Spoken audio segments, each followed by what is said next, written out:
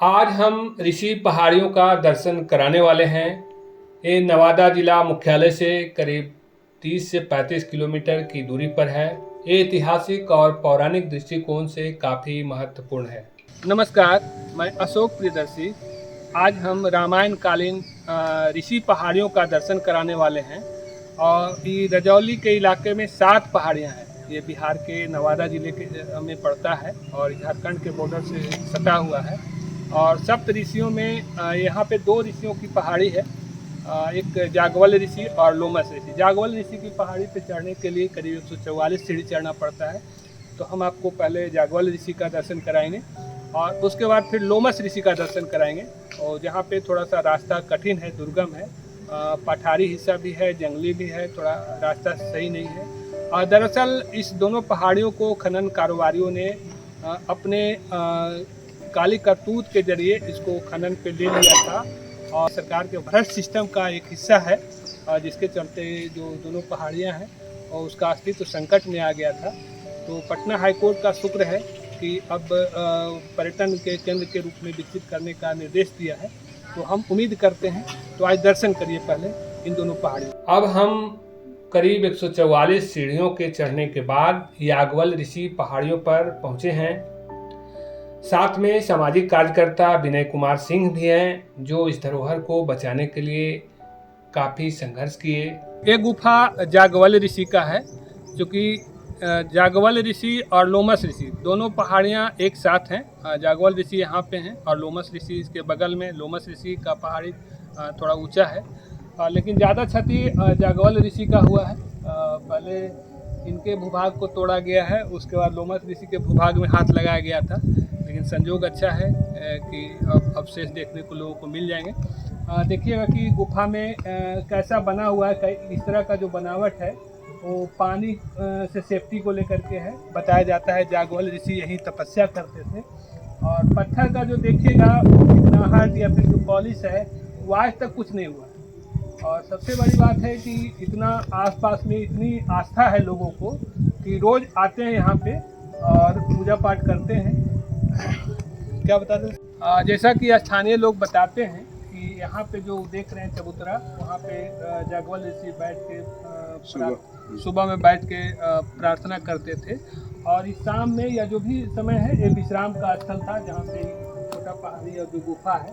और चूँकि ये इलाका इसलिए भी महत्वपूर्ण है, ये रामायण सर्किट का पूरा इलाका कह सकते हैं, क्योंकि ऐसा पूरे देश में काफ़ी कम जगह मिलेंगे जहाँ पे कि सप्त ऋषियों के नाम पे पहाड़ियाँ हैं और सब ऋषि का कुछ न कुछ। और उससे सबसे बड़ी बात है कि चूँकि दस्तावेज में दर्ज है, ये कोई मौखिक नहीं है। 1901 में जब हुआ था ब्रिटिश काल में, उस गजेटियर में भी है। और रामायण सर्किट से जुड़ा हुआ यहाँ पे कई चीज़ें हैं।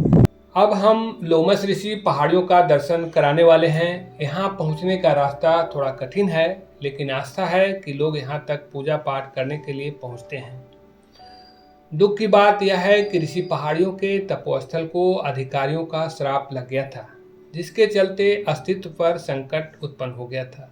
ये तो शुक्र है पटना हाईकोर्ट की, जिसके आदेश के कारण आने वाली पीढ़ियां भी ऋषि पहाड़ियों को देख सकेंगे। देखिए, ये लोमस ऋषि पहाड़ी का नज़ारा है। लोमस ऋषि की पहाड़ी है और इसके बगल में जागवल ऋषि की पहाड़ी है।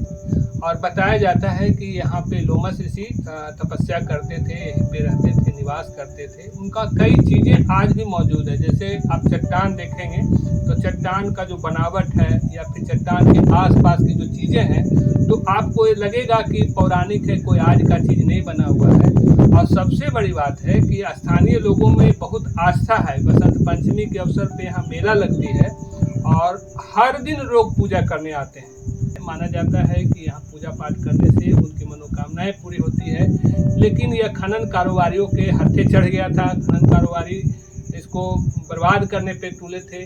तो इसको बचाने के लिए स्थानीय निवासी छपरा के रहने वाले सामाजिक कार्यकर्ता विनय कुमार सिंह काफ़ी पहल किए और इसी का नतीजा है कि अब ये लगता है कि बच जाएगा, क्योंकि पटना हाई कोर्ट ने एक आदेश दे दिया है, जिस आदेश के बाद अब इस खनन पे रोक लग गई है और पर्यटन विभाग को इसे पर्यटन केंद्र के रूप में विकसित करने को कहा है। देखिए, प्राचीन काल में रेन मैनेजमेंट, जिसको कि अभी हम लोग करते हैं आज के डेट में, कि कैसे हम वर्षा के जल संग्रह को संचय करें। तो पुराना ढर्रा है, पुराना तरीका है, आज का नहीं है, कि रामायण काल का है। और देखिए यहाँ पे चूंकि गुफा में रहते थे ऋषि लोग, तो पानी गुफा के अंदर नहीं चला जाए, तो इसको लेकर के देखिए यहाँ पे बना हुआ है। अगर बारिश वहाँ हुई भी तो आप देखेंगे कि वहाँ से लेकर सीधे बारिश यहाँ चली जाएगी और सीधे नीचे चली जाएगी। इसी तरह से यहाँ पे भी है, और कई जगह पे आपको दिखाते हैं। जैसे देखिए इसके ऊपर में भी है, वो भी उसी तरह से है, क्योंकि पहाड़ के चट्टान पे नीचे गुफा में नहीं जाए, उनको रहने में, तपस्या में कोई परेशानी ना हो, तो इसलिए इस तरह की बनावट थी।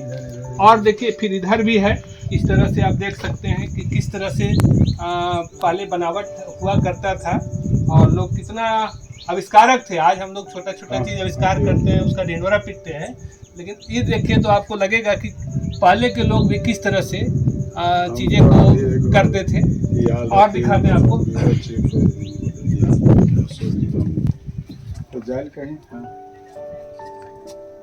देखिए इसी तरह से यहाँ पे भी है। और यहाँ पे भी देखिए पानी चूंकि इधर नहीं आ जाए, यहाँ पे देखिए पानी इधर से सीधा वहाँ जाएगा। और ये कोई आज की बनावट नहीं, काफी प्राचीन बनावट है, और लोग किस तरह से रहते थे। और पहाड़ का चट्टान को भी देखिए कि कितना चिकनाहट है, और धीरे धीरे थोड़ा पानी का रिसाव एक समय के साथ थोड़ा हुआ है, तो थोड़ा कालापन होने लगा है। लेकिन ऐसे ये भी देखिएगा अंदर गुफा का जो चिकनापन है, वो लगता नहीं कि कितने कब का है, कोई बता नहीं सकता है।